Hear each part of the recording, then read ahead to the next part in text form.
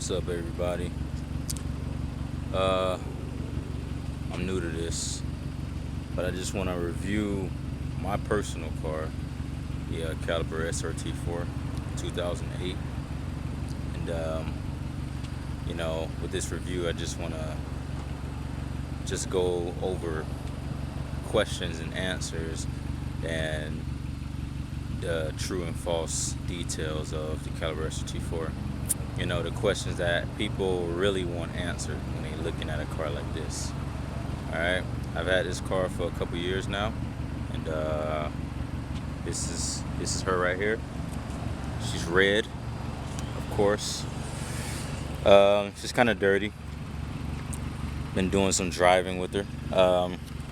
Has NTO3s, the Yankees, lightweight aluminum wheels. I got a dual piston front brakes, a single piston rear brakes. Right now my setup is 18 by 9.5 all around, so that just helps me when it comes to rotation. This is a front wheel drive car, so I felt that it would be kind of redundant to get a staggered setup. That's just me. That's just my opinion on how wheel setup should be. So right now she's running. Her exhaust purring a little bit. You can hear a little bit of turbo whine. Right now I just got pretty much 3-inch turbo back setup with a muffler and an 18-inch resonator in the mid pipe. That's pretty much it for the whole exhaust setup. The catback made it to the downpipe, makes the whole turbo back setup. The catback setup is a MagnaFlow. That's why the tip looks so big. It's about 5 inches. And the downpipe is a CPE downpipe. All right. Let's back it up. See what she look like all around.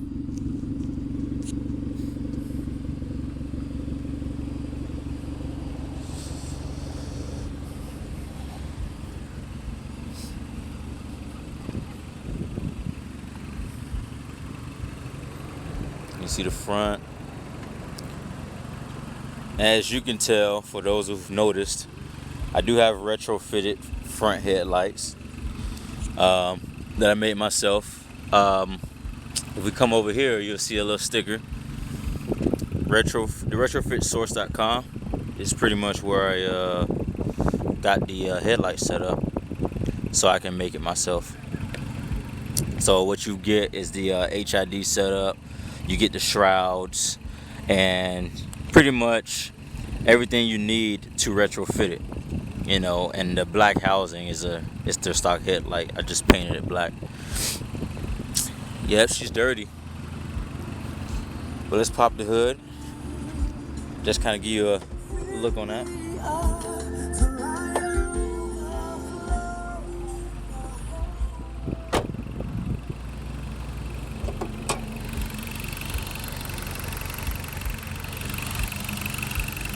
And 2.4.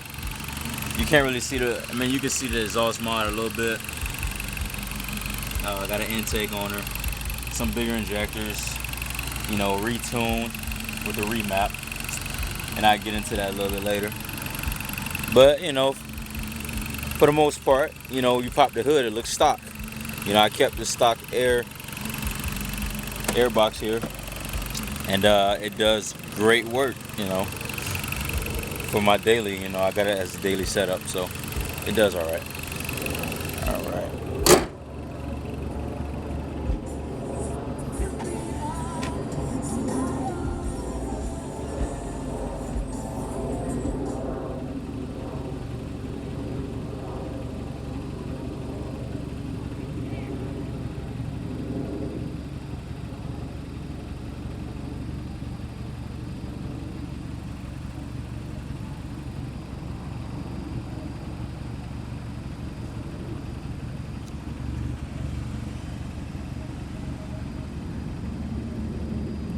right.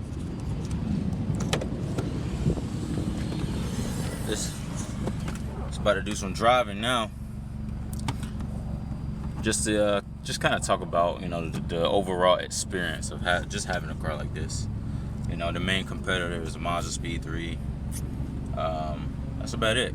In 2008, the Mazda Speed 3 was pretty much the main competitor.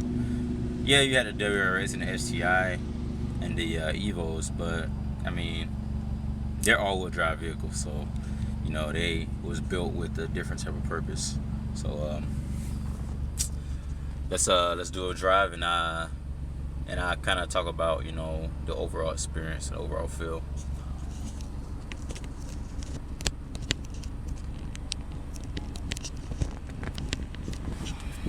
Right.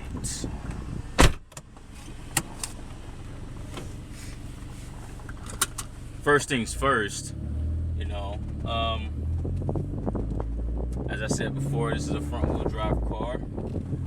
You know, it's a turbocharged front-wheel drive 2.4 liter with stock power levels of about 285 horsepower. My car is making a little over 350 with the stock turbo, and that's dynoed down to the wheels. And you know, it holds its own. As far as the transmission, it's a 6-speed get-track transmission with the electronic torque vectoring system. So it has an open diff, not a closed limited slip differential like the Mazda Speed 3 has. But it does great work though. It does okay for what it is. You know, me personally, I would rather a mechanical limited slip differential, just because of the fact it's more predictable. With the torque vectoring system that's in this car, it's sort of predictable, but not as predictable as a mechanical LSD system that's in the Mazda Speed 3. The power is good. Like when I compare this car to the Mazda, you know, the initial power is definitely more powerful, you know. But I wouldn't say it's worlds apart. But this car would definitely outrun a Mazda Speed 3, you know, without you worrying about anything. But I'm not saying my car per se. I'm just saying, like, two cars that are from the factory, you know, they weigh close to the same amount of weight. You know, they both have 6-speed transmissions, geared very similarly, and just basically just power, just a straight line run when you're relying on just power and the gear ratios. This car would outrun a Mazda. But factory versus factory, if you want to compare these two cars when it comes to, you know, winding roads, what a Mazda would be better. Not because of weight or power or anything like that, but because of the chassis. You know, the chassis of the Mazda is lower to the ground, and because it's lower to the ground, it has a lower center of gravity, which makes it easier to take corners, you know, in a more precise way than it would for a car like this. Well, my car is modified with the BC coilover setup, and when you lower it down with the BC coilover setup, you know, it changes the way it usually acts. You know, it's already a great handling car from factory, you know, but when you bring it down and dial in on coilovers, it makes it a whole nother animal. And you add a little bit negative camber in the front, just to give that front turn in a little bit sharper, and you know, and you got you a pretty awesome, fun car to drive every day. You know, that won't have no problems taking corners with other cars. But I also want to, like, the steering feel of the car, not just now, but when it was factory, the steering feel has always been something in this car that stood out. You know, I've test driven Evos, I've test driven STIs, you know, I've driven muscle cars, you know, I've driven all types of different vehicles. And I could say that this car steering feel is almost as sharp as an Evo. It's like almost there, you know. In 2000, I'm comparing to the 2008s. You know, 2008 STI is sharper than the STI. Steering feel is much sharper than the STI, but it's almost as sharp as the Evo. So that must say a lot about this car. You know, when we comparing a car that costs mid 20,000s, you know, in 2008 versus, you know, a car that costs, you know, 40,000, and it's just about as sharp in steering as that car. You know, that's a big deal. You know, a lot of people don't know much about these cars because they've only been manufactured 2008 and 2009. The sales weren't very, very good. But at the same time, that's just good news for people like me and other people who own this car. Just the fact that we can get them for a low price, and just for what you get out of this car for what they sell them for. Like, honestly, there's nothing else out there that'll probably be a better bargain. You know, when you compare this car to like the old Neon SRT4, this is a big step up from the old SRT4. Not only because the chassis, you know, is more practical, the chassis is more solid. You can feel like the chassis is more solid. Everything feels more solid and more refined in this car when you drive this car versus like the Neon SRT4. And not only that, you know, the transmission is much, much, much better. It is so much better than what the Neon has. And the engine, you know, it's a more refined engine with newer technology. You know, it's an aluminum block engine, you know, with an open deck. So, I mean, if you're looking at making a lot of horsepower, then the Neon's engine is a little bit better for that, just because it has an iron block, you know. But this car being open deck, you know, and aluminum, you know, it saves a little bit of weight versus the Neon's engine. But at the same time, you know, no one I know puts a huge amount of horsepower in these cars anyway. This is more of a car that you want to drive every day, have some fun, you know, and just see the look on people's faces when they see the capability of this car, especially if you yourself is a good driver. You know, we assume that you are a good driver, and you know, you just shock people. And one thing I noticed is that this car is so capable. Just with a tune, this car is a low 13-second car just with a tune. You know, with the right tune, this car capable of 12 seconds. You know, my car, I haven't got down to 12 seconds yet, because I haven't changed my tires. My tires are, you know, they're old. They're getting down there. They're not really gripping the way they should. You know, I'm making over 350 horsepower down to the ground, and 300 and more than 360 torque. So I'm roasting tires from the start, you know. But I'm sure with new good sticky tires, take it back to the strip, you know, I can almost guarantee I'll be down to the 12s, you know, just because of the different cars that I've raced that I've outrun without a problem, and they've actually, you know, got a best time of down to the 12s, you know, but they had better tires. They had good start. With me, with good tires and a good start, I would guarantee I'd be in 12-second range. With the caliber SRT4, a type of car that people take to get groceries with, you know, that's the kind of stuff that shocks people. But with my suspension setup, it's well planted. The power is good, you know. Between 3,500 4,000 RPM, you're getting some power. That thing kicks in, like the turbo kicks in very quick, very quick. It spools up faster than the Evo. It doesn't spool up as fast as the Neon SRT4 because that turbo is like tiny. But this is pretty much the size. This is pretty much the stage 3 turbo that you would get for a Neon SRT4. And this thing spools up very quick. It's very powerful and very, very reliable. Which is Mitsubishi turbos. That's their strong point. Mitsubishi turbos are very reliable. They provide power and reliability for a very long time.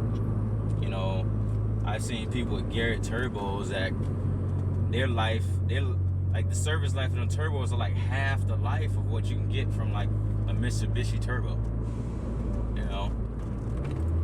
And just driving through, curvy roads like this, it is so much fun, especially with just having a car like this, is awesome. And if anyone looking at this car, you would be more than happy with this car, especially with the money you'll probably spend for it. You can get these cars for about in between 10 and 14,000. In between 10 and 14,000, right now. It's 2016 right now. This car is a 2008. It's 8 years old, and it's still solid car. It's a lot of cheap things about the car. You have some plastic all over the place. You got all of that plastic and cheap materials, but other than that, a lot of the seats, they hug you well. They have the way they're designed. Your body don't slide around in a seat. It stays put. It's heavily bolstered. I don't know if you ever sat in a Charger SRT8 or anything like that, but these are pretty much the same seats you would get in a car like that. And these are very good seats. Very good seats. And let's just talk about modification. When it comes to tuning cars like this, you gotta keep in mind, even though it shares, a world engine like the Evo, but a 2.4 liter version with a different cylinder head, even though it does share like that platform, the world engine platform that the Evo has, and the Hyundais, with that said, the computer systems are totally different. So, this car is, the tunability is, it's now growing. Its tunability is still new with these cars. There's only a few available right now. Like you have HP tuners that provide software to tune these cars. You have Diablo Sport, but the thing with Diablo Sport is, even though you can tune it with Diablo Sport, it's more difficult. It's more difficult. Like, you have to really have some kind of connection with Diablo Sport to really tune this car the way you want it to be tuned, just because of the way that Diablo Sport software is it's just so, it's limited, with this car. It's not limited, but it's limited with this car, unless you know people in Diablo Sport who can reprogram certain things for you, so that you can tune the car better. But this car is tunable for two-stepping. It's tunable for wide open throttle shifting. But of course, if you find somebody that does that, it costs more money. And you have a company called Real Tune Performance, which is the most popular way of tuning this car. You send them your ECU and they send it back tuned. They have different stages of tunes for you. And they're very, very good tunes. Right now my car is customly tuned. I have a Diablo Sport tuner, but that's all I have, is just a tuner. But the tune itself is custom tuned. Like the guy who tuned my car, he actually works closely with Diablo Sport, so he was able to get my car tuned the way I wanted to be tuned. So Um, Other than the tunability, mods, there's a decent amount of mods out there. Exhaust mods. It's actually a great amount of exhaust mods out there, especially downpipes. Let's see, suspension. It's a good amount of suspension out there. BC is the most common. Those are ones that I have right now are BCs. Let's see, fuel. The most popular is using stage 1 or stage 2 neon SRT4 fuel injectors for more fuel, just because this fuel system runs off the higher PSI than the neon SRT4's fuel system. So by using the neon SRT4's fuel injectors, you actually be running more fuel, because those injectors are rated off of lower PSI, but since this system's a higher PSI, you're good. The fuel pump is good to make up to 500 horsepower, so you wouldn't really have to worry about a fuel pump unless you're like really trying to make some power. Intakes, I mean, just like any other car, there's always going to be a lot of intakes. Let's see, did I go over to turbos? I mean, turbos, it's not a huge amount of turbos out there like the competitor, like the Mazda Speed 3 or the Eagle or the STI or anything like that. The popular vehicles, it's not going to be a whole wide range of turbos out there like it is that, but there is turbos for this car. You have upgraded stock turbos that you can get. Real Tune makes the S2B, and you have other companies that have aftermarket setups like AGP. They have big turbo kits. You have this other company, I can't think of the name of it right now, but they make big turbo setup also. And once you get the aftermarket turbo kit in your car, you can pretty much put as big a turbo you want in your car as long as it mates to that aftermarket kit. The engine, it's a good engine, but you gotta take care of it, especially when it comes to tuning, because since it's an open deck, it's more susceptible to sleeves cracking. When you put a lot of power in it without putting the right supporting mods. So if you plan to make anything over 450 foot-pounds of torque, then with a great tune, I'm assuming the tune is an awesome tune. If you're planning to put more than that in torque in your engine, then I would highly recommend building the engine. Not because the engine can't take it, but because the sleeves are susceptible to cracking around that point. Like the engine itself, if the sleeves were thicker, the engine itself will handle power. It will handle some power. But the sleeves, that's just something that FCA or Chrysler, whatever you want to call it, they really didn't think about that. But it's still a good engine, none of doubt. The transmission, solid transmission. The stock clutch, solid stock clutch. I'm still on my stock clutch. I take care of my vehicle. I drive it the way it's supposed to be driven. I don't beat it up and kill it like a 17-year-old teenager probably would. So as long as you're driving your car the proper way, not killing your clutch, the stock clutch will handle power. But if you're talking about putting 450 foot-pounds of torque down, yeah, you don't want to run your stock clutch. Of course, be wise. Upgrade the clutch because you want to support the power the proper way. But this car it's moddable. As you saw the outside of my car, it's definitely a good-looking car. With the right wheel setup, right suspension setup, it handles well. Steering feel is sharp. It's still comfortable to drive every day. The transmission is solid, like it's notchy, but at the same time it's notchy and smooth at the same time. If it kind of reminds me of STI. STI is notchy, but it still feels nice, and that's how this transmission feels when you're driving it. You know, it's a great transmission, great clutch. You know, it sounds good. It doesn't sound like the Neon, if you're wondering. You know, and it will never sound like the Neon because it's not the same engine. You know, same displacement, but not the same engine. You know, but it sounds good. It sounds more like the Evo than anything. You know, especially when you're shifting. You know, you revving up the red line and taking and shifting up at red line. It definitely sounds like an Evo. You know, I wouldn't say exactly like an Evo because the Evo's red line is higher, but it sounds very similar to the Evo, especially with my exhaust setup. It sounds like the Evo. So it's a good car. You know, it's bigger than the Model Speed 3, but it weighs around the same amount. It's faster than the Model Speed 3. It handles just as good.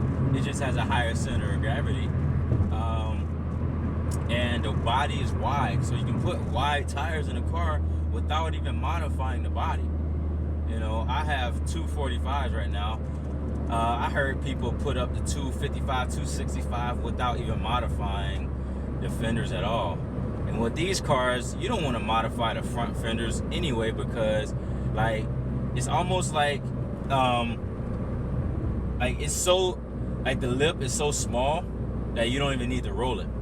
And that's a good thing. The only ones you really have to roll are the rear, because some people actually run staggered setups with their cars, which is, I mean, that's them.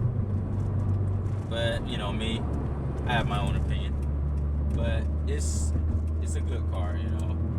And this review is just to talk about, you know, things about the car. Just anybody who's just curious about these cars and want to know. You know, it does work, you know. It does work. You know, it puts down power and it handles it well. You know, that was a quick pull and I was already over 80 miles an hour. You know,